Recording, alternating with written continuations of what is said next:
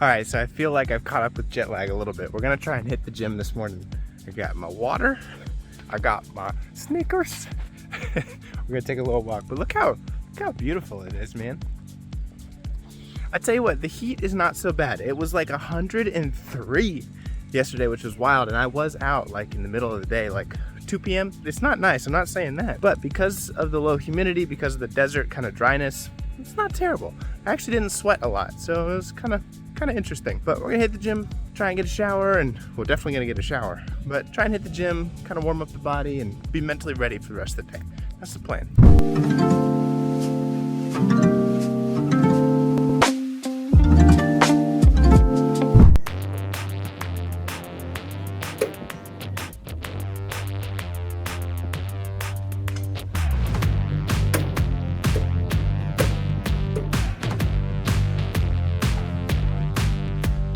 Wow, so day 3 was a lot. Today is day 4. I had to go to bed, man. I was so tired. There was so much going on. And that's what's kind of crazy to me about this conference is there is so much going on. Just being a content creator and like in the dream space, there's so few people doing the dream thing and like studying dreams and like trying to expand that understanding that sometimes it can feel really lonely and like I get kind of lost in like content and what's going on, and it feels kind of like I'm the only one doing it. But then you come here and there's like so much research and so much information going around about these things. So it's very exciting. I think the thing that struck me the most, like I was saying in the earlier vlog, is lucid dreaming. And so, you know, it wasn't until last night during the keynote presentation that I feel like I really understood why everyone is so excited about lucid dreaming. Everyone's so excited about lucid dreaming because it really explores the question of human consciousness at its core. Like, there's a level of awareness that happens when you're dreaming. Like, you are aware that you're dreaming, and you have an awareness of the dream that you're in. So it kind of asks the question, like, what is consciousness? Like, this is waking consciousness like we most often experience, but then there's this other type of consciousness where people can do things, and you know, there's questions of like, can we communicate with each other? Like, what are the extent of the things that we can do and can't do? What problem solving can we tap into and unlock? And what was the most interesting is Stephen LaBerge,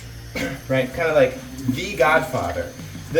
Honestly, like, huge celebrity here.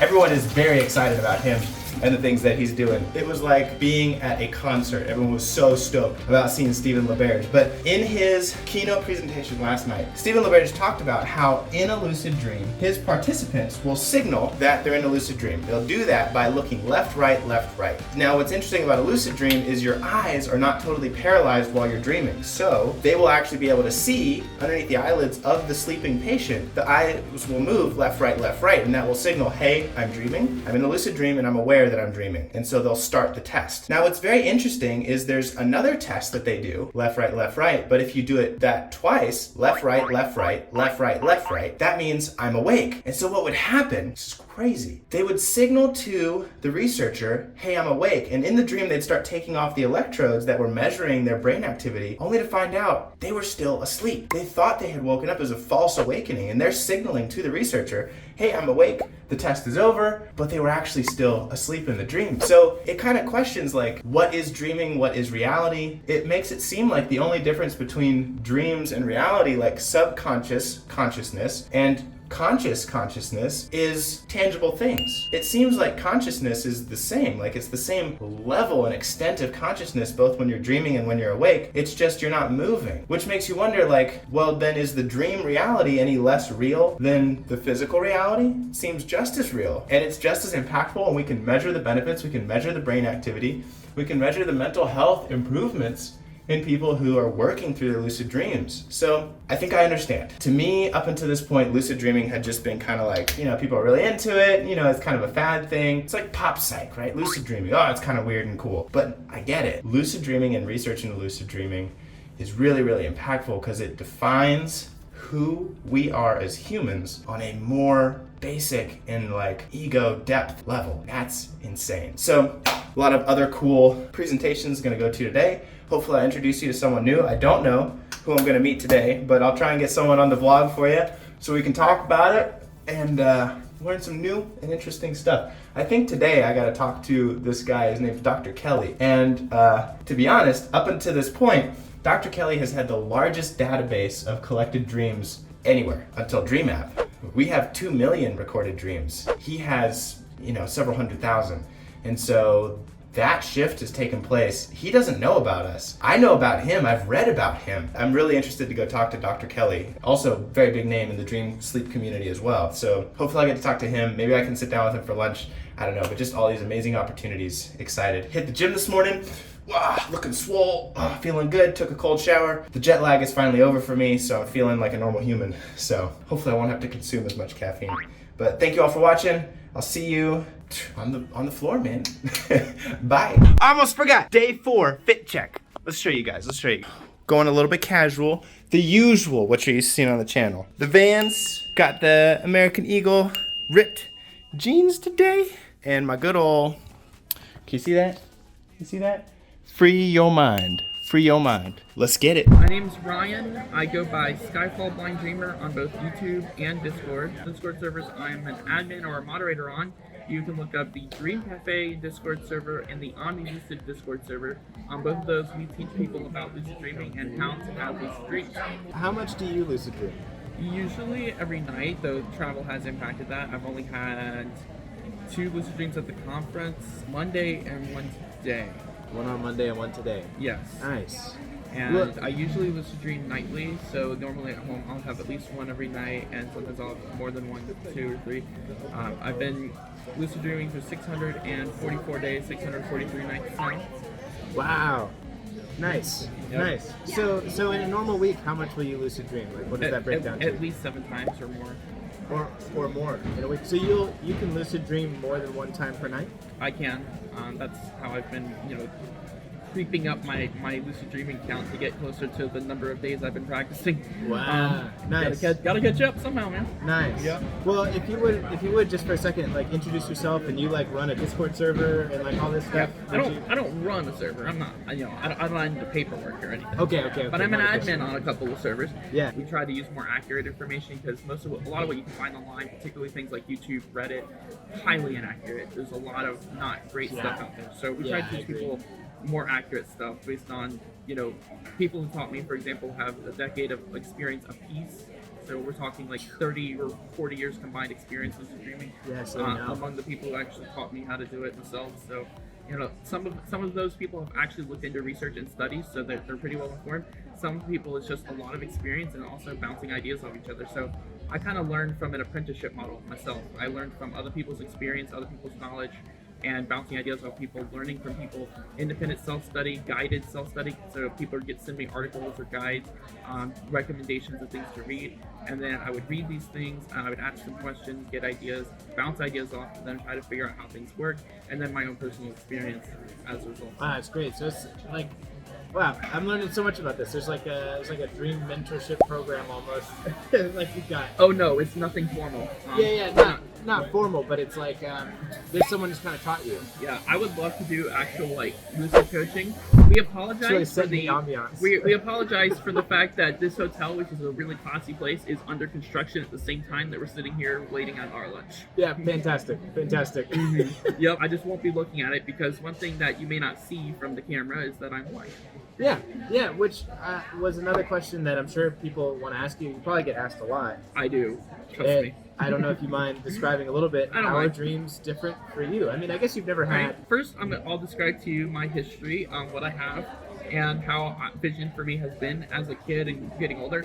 And then I will describe what I get in dreams and also waking visualization. So I love that. So we'll start with what I actually have. I have a genetic condition I was born with, so thanks, Mom and Dad. It's called senior Loken syndrome. So my parents decided to give me the best they had to offer, which was blindness and kidney failure. So wow, look at that. Yeah. Yep. Thanks, Mom and Dad. Yes. They've done well aside from those particular faults. But no. Okay, fair enough. Parental jokes aside, I grew up with blindness being a part of my life. I had some sight when I was younger because what I have is called the progressive condition. That means it gets worse over time. Okay. So I was able to see some when I was younger. I could tell, colors that were far apart on the spectrum. I could kind of tell colors that were close together, very difficult. I could see shapes and learn shapes, touching and seeing when I was younger. and that actually helps a lot with visualization these days. If there's something based on a memory, for example, I can visualize moderate level of detail if it's based on an actual memory. Okay. If it's not a memory, if it's something I created, the detail is very vague. But visualization is not aesthetic; it is functional. It serves a purpose, and I'll get to that in a minute. So when I was 15, I stopped wearing corrective glasses, and I got to the point where I am now, where I have what's called light perception. So I can tell behind us there's sunlight coming through the window. Okay. There's different levels of light if I turn my head or look around, but there's no shapes. You visually are just, there's not as much light around you.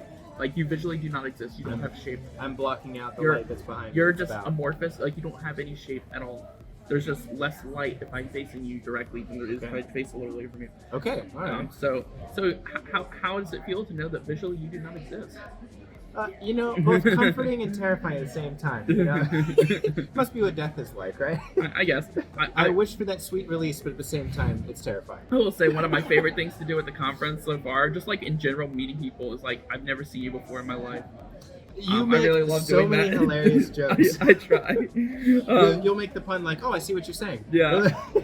So back to what I can actually see. So Yeah. I actually learned I did do this year, but when I'm walking around just with my eyes open awake, I visualize everything around me, and it's purely functional. So visualization for me, I can visualize in detail things from memory, like, better, like how things have looked in the past. In memories, I can actually visualize some of that to an extent, based on my memories. But if I'm visualizing a place I've never seen before or never been to, and I could actually see something, or a place I make up, the visualization is exceedingly vague. But what it is associative in nature. It serves a function. For example, I can visualize an airline seat on a plane, on a flight that I've taken. Okay. And then everything associated with that airline seat is part of that visualization. For example, the location of the USB ports and the outlets, where the emergency exits and the bathrooms are. Everything is visually, not visually, but is associated. I almost look at something to feel what it feels like. Like, I can, if I'm focusing on something, visualizing it, then I can get the tactile sensation. Auditory, that's not required. I can get auditory on command without needing to do this. But for tactile sensation, what I'll do is I'll visualize the thing I want to, call up a sensation, and the sensation is associative, and so it This calls is like that in your sensation. imagination. Correct. Okay, I'm following. And this is important because it actually feeds into dreams. So in dreams, I can see like a little bit better than I can when I'm awake, so I can see like vague shapes and stuff, which is basically like the quality of what my visualization is like, is what I can see in dreams. Now, it does vary, so sometimes in dreams, if it's based on a specific memory, for example, if it's based on seeing the light coming through the shutters in my bedroom, that I actually have been able to see before, so I could see the outlines of the shutters a little bit. So like it's a little bit different. But if it's a different type of place, it's more vague. I usually don't pay attention to visuals in dreams, just like I don't pay attention a lot to my waking visualization either. Right, and it's so more functional. it's very functional, and it's automatically associative. So for example, in visualizing where we are has a lot of associations to it. For example, visualizing this table and the seats, I'm associating that to our conversation, to eating lunch, and to spatial orientation. So the windows are behind us, the stairs can be in front, to either side, the exit to the lounge, the actual layout of the hotel, going left towards the lobby and the elevators, right to the convention area. So there's a lot of things that associate with that. True. Yeah, I've never thought about it that way. That makes a lot of sense when you describe it and kind of go through it. I'm really glad you kind of prepped for your conversation about dreams by saying that, because it is more functional, it is more associative. Exactly. And that makes a lot of sense. If it wasn't like another sense. Yes. Yeah. And so I've learned about lucid dreaming like in early October, and then I thought, like, if I hear about this again, I would love to start learning to do this. Early October 2021? 2020. Oh, So, and I 2020. started Okay. practicing on Thursday, October 15th, 2020, which is 644 days, 643 nights ago. Today is Wednesday, the 20th of July, Yes. 2022. 22nd is Friday, tomorrow's the 21st, Thursday. So, just to give a frame of reference to your viewers, that's when this is being recorded. That's right. Right. So yeah, I'm pretty detail oriented as well. I remember details pretty well about a lot of things. So Yeah, I tend wonderful to memory. track by detail. But anyway, so I got into lucid dreaming in like the worst possible way. YouTube. Do not recommend that to anybody. Like, except for I would say except for a few channels. Except seeing as basically all of them are personal friends of mine. That's kind of nepotistic. Just follow Ryan's channel. That's all you need. That's the only one. Yeah, I'm gonna go around and say, hey, don't look at Lucid Dream Advice on YouTube except for me and my friends. That's kind of like a weird thing to say to people. I mean, isn't that the online world anyway? That's social media in general. Yeah. Everyone else is stupid, but I'm smart. Yeah, but I want my content to speak for itself, so I let other people recommend my content. I like it. I do that on Discord, and I don't recommend my own channel and stuff a lot when I'm giving Lucid Dreaming advice. I let other people do that for me, or I let my work speak for itself. Like, I'll be in YouTube comments, and I will give advice to people in comments. I will recommend your guides or resources that I didn't make to them, and then if people decide to check out my channel because of something I've told them, then great. That's my work speaking for itself, and that's not me self-promoting. So it's a lot different. I try to be a little bit more classy that way a little bit. I hope I am anyway. I think so. I try to be, because I don't want to be that guy who goes like, don't watch don't watch these people except for me and my just friends. Watch mine.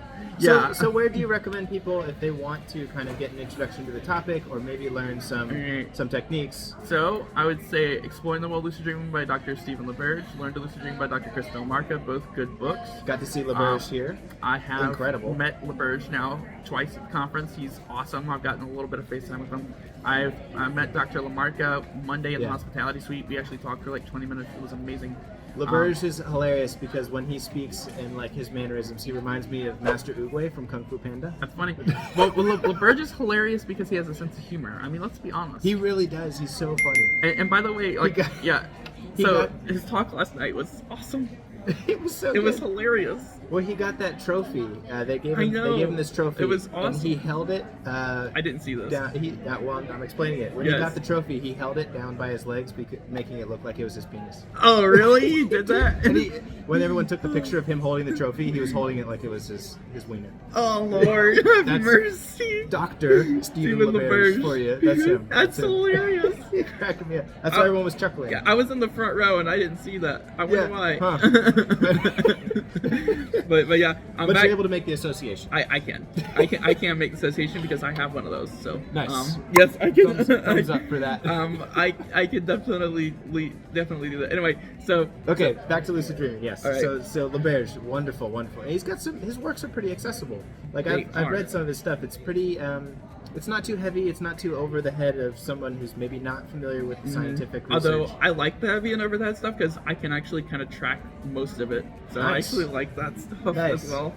So let me ask you this: for somebody who maybe has had one or two lucid dreams, who's kind of watching this, or isn't really into that community, what is the biggest sort of motivation for you personally to lucid dream? Why has this changed your life? Why is this such an important mission for you? Well, one, so I started learning lucid dreaming in the year of hell. I think we all know 2020 sucked. Yeah, you're right about that. A lot of my hobbies involve traveling and doing things, meeting people. Quesadilla for Ryan. Things over here.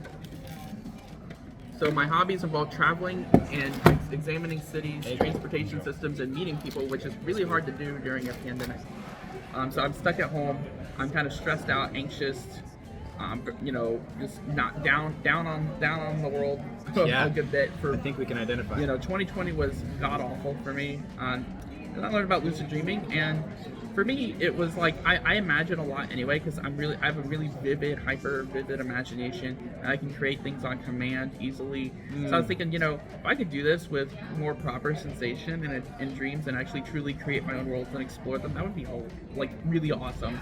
And I'm like, oh yeah, I'm totally doing this. Wow. So it kind of the pandemic and some of the negative mental emotional side effects of the pandemic motivated you to explore. Since I can't explore an external world, maybe I can explore an internal world. Basically, and then I found community. So I found groups of people online who were learning this stuff, and I got involved in that's that. Beautiful. From basically the word go. Like 2 days after I decided to start practicing, I was getting involved in communities, and then I started learning, and then I got to a point where I was starting to teach. And I've been so the Discord server I'm on, Dream Cafe, back when I first started, just to give you a reference that maybe a lot of your viewers won't get because they're not familiar with the West, but the server was Tombstone, the Martian was dead, the Clantons and McCrowleys ruled the town, and Wyatt Earp's train was delayed in Dodge City. So it was the lawless wild west of Discord back in the day, and no one knew what they were talking about. They were all spouting the YouTube misinformation stuff that just isn't accurate. Yeah, I run into that a lot in my online world. All right. You know, it's mental health. Yes. So let me just give you a description. What Please. really actually opened my eyes to The puns. to the actual bad information out there is when I first read Exploring the World of Streaming by none other than Dr. Stephen LaBerge. Yes, that guy. That And guy. particularly when he described mild in chapter 3, Waking Up in the Dream World. Yeah, mild is And- one of the techniques to become lucid. Yeah, that is correct. Yeah. And it's also my favorite. I swear by it. Up and down, left, right, side, side. You know, left, right, I guess. Side, side, up, down, whatever. I Right. swear by mild. I would shout it from the rooftops here, but it's very hot up there.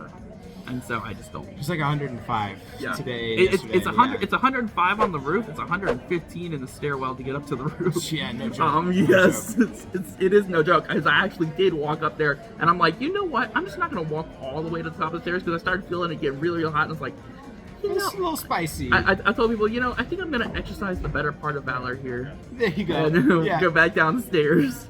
Wow. Okay, so that's the kind of motivation for lucid dreaming. Well, Yeah. if you don't mind, let me ask another question. Okay. What do you think is the biggest obstacle for the community and for lucid dreaming in general? Instant gratification. Most people learn about lucid dreaming and they expect, I'm gonna lucid dream tonight. All these videos say, how to lucid dream tonight, how to do this tonight. Everyone expects they're gonna lucid dream tonight. Average is 3 weeks, maybe a month 3 weeks. to actually get results. Yeah. In order to have kind of your first. Because what most people don't understand, because most people, Right. at least, so to give you an idea of like my sample size, well, I'm working with mostly teenagers, because that's who comes onto these Discord servers. So Yes, we're true. dealing with 13 to 18-year-olds primarily, and of course that particular age range is very prone to instant gratification. But also the Yeah. content that's out there, the content online is very promotive of instant gratification. They tell people, oh, just do this and you get lucid tonight, and like they kind of bury the fine print, like, oh, I mean, like they kind of bury that and they hide it, and it's misleading, you know, clickbait titles, misleading stuff. So Yeah, people come I on, feel that, people yeah. come onto our servers, and one of the first things we have to do is correct them and say, like, basically that a lot of the stuff out there is not really accurate. Here are some resources we recommend, and also, you know, this is a skill. This is something you do over time. This is something you train and practice, and a lot of people don't want to put the effort in. So probably the biggest barrier to learning lucid dreaming is the fact that people don't want to put the effort in to learn. This is skill training. This is something you learn how to do. Just like if you were to practice and like learn a sport, practice sports. You know, you don't just very much agree. you don't just walk on to the football team, become the star quarterback the next week. You practice for a long time. Yeah. Every week. Yeah, Every and day. that's kind of what I'm learning too. Is like it really is that way. This is something that you practice. I think it would be more like if you want to do a kickflip on a skateboard, that's going to take you a little while. It's going to be really cool when it happens, but it's going to take you a while to practice that. You're going to have to break it down into pieces, Yeah. do a couple preparatory steps. Yeah, that way you don't land on your head. Yeah, you don't want to bust your head open. Yeah. Luckily, lucid dreaming is a lot safer Because you can than practice that kickflip in the lucid dream and not bust your head open. See, exactly, Yeah. exactly. Yep. Ryan, Hello, I didn't see you. so I worked a volunteer. I was talking to you yesterday. I got you. Yeah. Hey. I love it. I love it. Yeah. This guy's famous, I actually isn't have a little bit of name recognition. At this Yeah, time. it kind of does. I love And I'm it. not even wearing my name tag. Let me fix that. Oh man, that's great. This That's is great. hilarious, man. This is hilarious. I know, it's so funny. Yes. I've been very surprised with how wonderful the community is. The Like, community is truly amazing. very open, very caring, I've, very connected. I've enjoyed all the researchers I've been able to pick their brains and talk to here at the conference. It's been amazing. In Yeah. fact, Karen Conkley's studies are so awesome, and I'm like, how can I get involved in your studies at Northwestern? I would love to like jump right into those because man, That's what we just saw, too, what right? you're researching is Were you there? Were you Yeah, in that yeah, one? I was in that one. Yeah. Because I left right after that with you, and Yeah, I we were thoroughly loved what she was planning to do in the future, like all her stuff. Her and Dash both. I'm like, yes. How do I get involved and become a participant in this? Yeah, and you saw we interviewed Dash yesterday for the vlog. I didn't. And we just Yeah, saw. okay, y'all saw True. And we just saw Karen Conkley give her presentation Yes. about her studies on lucid dreaming. I haven't interviewed Dash for anything, but I have picked her brain about 15 different ways about the reason I didn't ask her any questions during her presentations. I basically asked them all to her in private well Nice. before her presentation. Nice. And, yeah, so I didn't have anything left to ask Yeah, at that's that point. I was like, You know what? I kind of run out of questions. In fact, what I did ask was a repeat question, actually, so I probably shouldn't have. But it was actually really funny. But yeah. Yeah, that's great. Well, I don't want to keep us from lunch for too long. Let me ask you one last question. Okay. Can you tell us, like, one of your favorites, or maybe your very favorite lucid dream you've ever had? Out of 600, It's a lot to choose. 601, picking a single favorite is difficult, but... Or maybe a topic. Maybe a topic that you like to lucid dream about. Actually, hold on. Let me give you I'll give you a recent favorite, and Okay. there are a couple of really long-term ones that are really good, like long-time ones. A recent favorite would be 536. From a Lucid couple, Dream 536. This was from a couple months ago. Okay. So it started off as me, sliding somehow into an old chorus classroom from my high school. I was in high school chorus. I was in the area where the conductor would be, and there were people up there, and we were singing some random song, and I was kind of like improvising lyrics. I don't know what the song was supposed to be. It was like a country song that I had heard but didn't really know. Just kind of making things up on the fly. And then while doing that, I realized I was streaming. And so I decided to walk up to the back of the classroom, and people were leaving, and I asked some dream characters, like, hey, do you want to fly? So I tried to get the characters to expect them to want to fly, and I managed to succeed with this on about the third attempt. Got a dream character who was willing to fly, so I grabbed onto him, jumped through the ceiling, and started flying. And while I started ascending, I remembered that I wanted to visit ZSS Star Horizons. That is a starship I've created. I created a lot of backstory and lore on it. I could bore you to death with the details.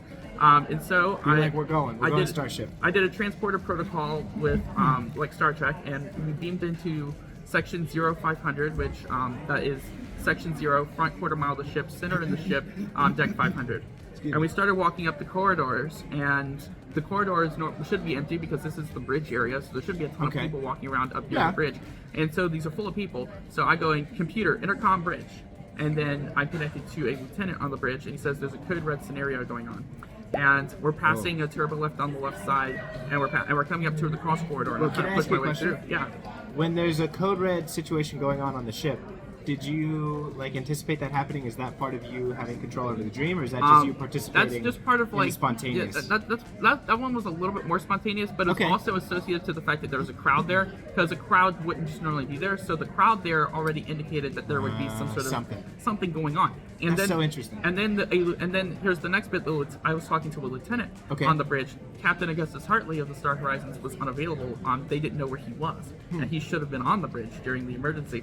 And normally it would be red alert, like my sort of idea, but it came out as code red in here. But my computer commands worked perfectly. I got the intercom to the bridge to work perfectly based off of some Star Trek games I played. And then I was turning into the corridor to get to the bridge, and I think I got a little too anxious about what I was trying to do and ended up waking up. But it was really awesome. If that had gone on longer, I would have made it to the bridge and probably found out what was going on. But it was actually pretty cool. I was just trying to engage with content and see, explore what's going on in here. What can I do? That's super neat. It was fun. Do you think it has emotional significance or like an interpretation for something that's going on in your waking life? Or is it just for fun? For me, it's mostly what I do is for fun. Mostly. Okay. That's just me personally. Definitely emotions play a very active role in determining what you experience in a dream. Very active role. They kind of influence the theme or the mood of a dream, so what your emotional state is. In fact, my biggest issues with trying to control or to do things in dreams have been emotional in nature, primarily anxiety. In fact, I can trace almost all of my premature awakenings to being anxious or to expecting to wake up. And I've learned that if something isn't working for me, or if I'm feeling too nervous about something, I just calm myself down, and then it works over 90% of the time. Wow, that's great. I've actually learned how to deal with that when I remember to do it. So. Wow, nice. Well, Ryan, this has been fantastic. Thanks so much for taking some time, answering some questions. I'll tag your stuff down in the comments below. But thanks so much, man. Awesome. Thank you. Bye. Bye.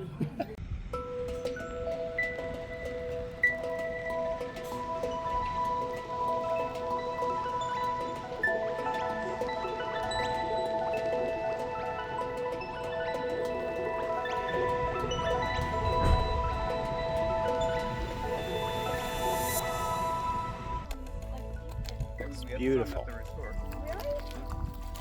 I'm gonna do it, guys. Grew everywhere. My touch. Wild. And they're really tasty, but the meals are really terrible. Yeah, so small. I don't like it. Only for taste.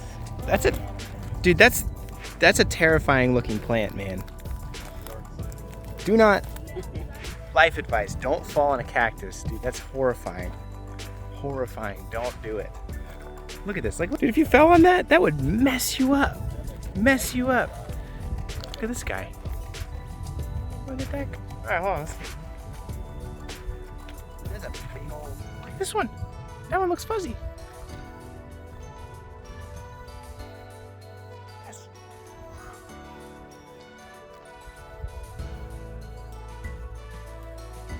That's crazy. That's crazy. Wow. But look at this one. Look at this one. Look at this one.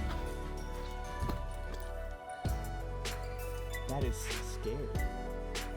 That is scary. We don't got nothing like that in Florida, man. I don't know what you're talking about right there. Terrible. Terrible. I ain't messing with this. I'm staying in Florida. I'll take alligators over cactuses. I'm telling you what.